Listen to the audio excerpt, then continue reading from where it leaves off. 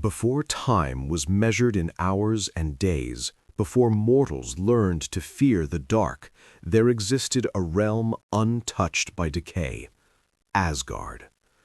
Asgard was not merely a place, but a promise.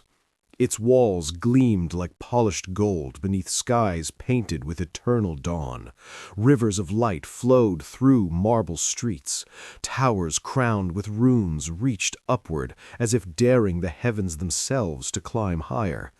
Above all stood the royal palace, where the wisdom of ages rested upon a single throne. That throne belonged to Odin Allfather. Odin had ruled Asgard for centuries beyond counting.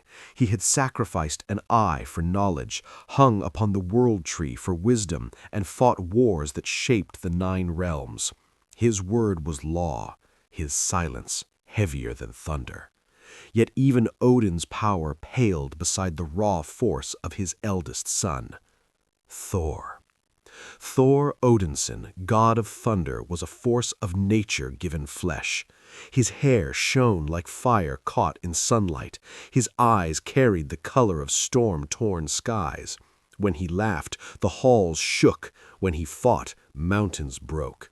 In his hand rested Mjolnir, the enchanted hammer forged by dwarven smiths in the heart of a dying star.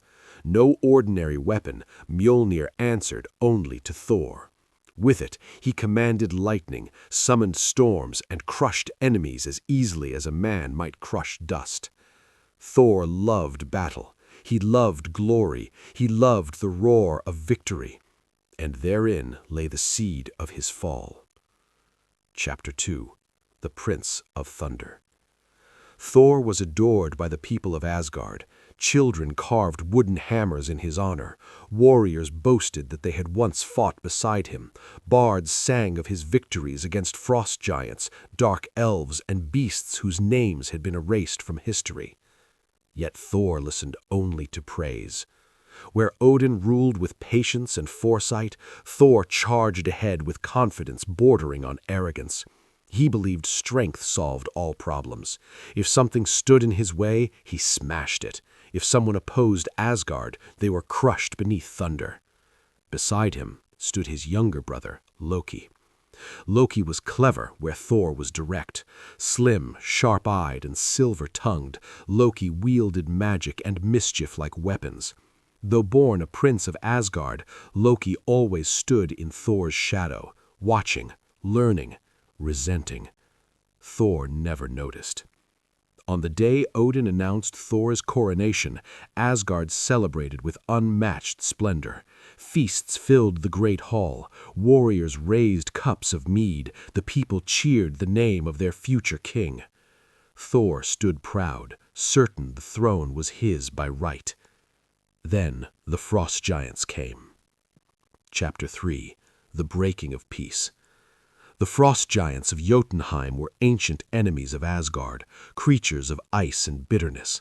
Long ago, Odin had defeated them and forged an uneasy peace. The war had ended, but hatred had not. On the night of Thor's coronation, frost giants infiltrated the royal vault, seeking the casket of ancient winters, a relic of terrible power. Though they were slain before escaping, the message was clear. The peace was fragile.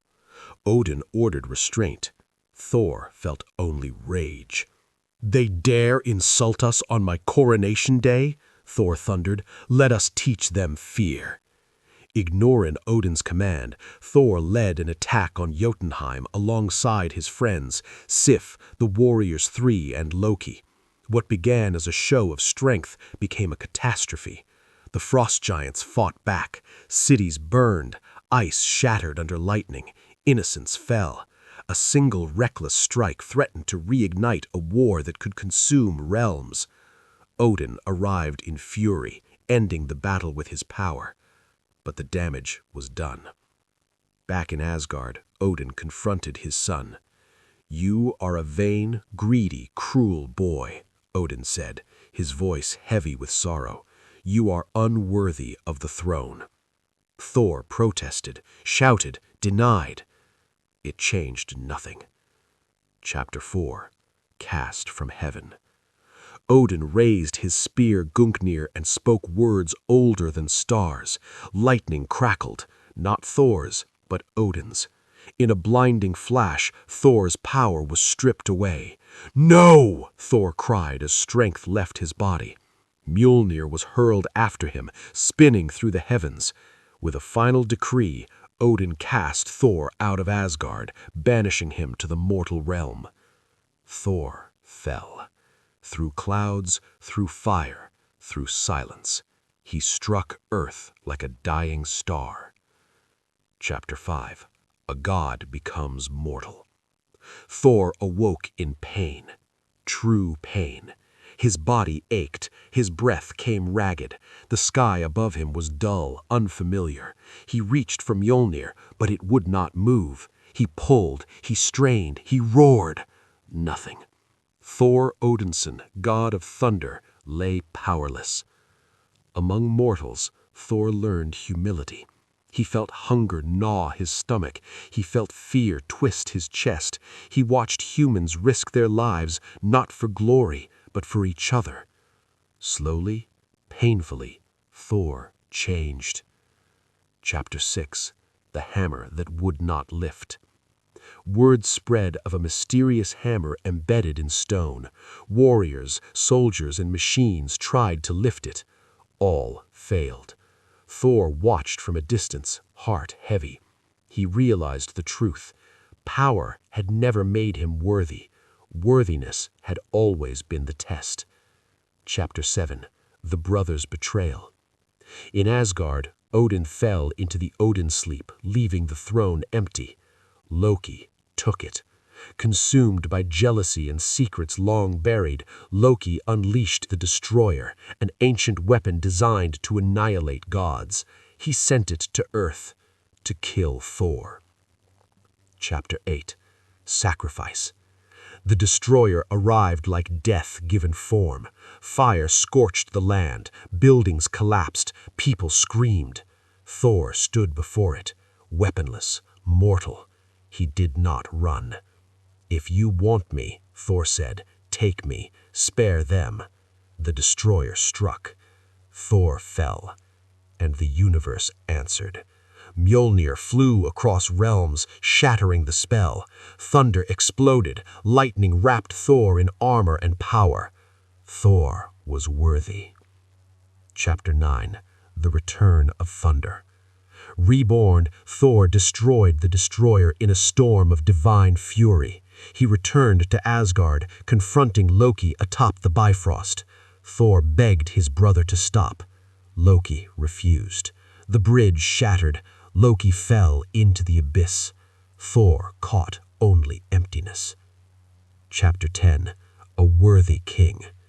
Thor returned Mjolnir to Odin, no longer demanding a crown. "I will protect," Thor said. "That is enough." Odin smiled. From that day, Thor became more than a god of war. He became a guardian. Epilogue. The Eternal Storm. Across the 9 realms, when thunder roars and lightning splits the sky, hope rises. For Thor stands watch, not for glory, not for praise, but because the innocent need protecting. And that is what makes him worthy.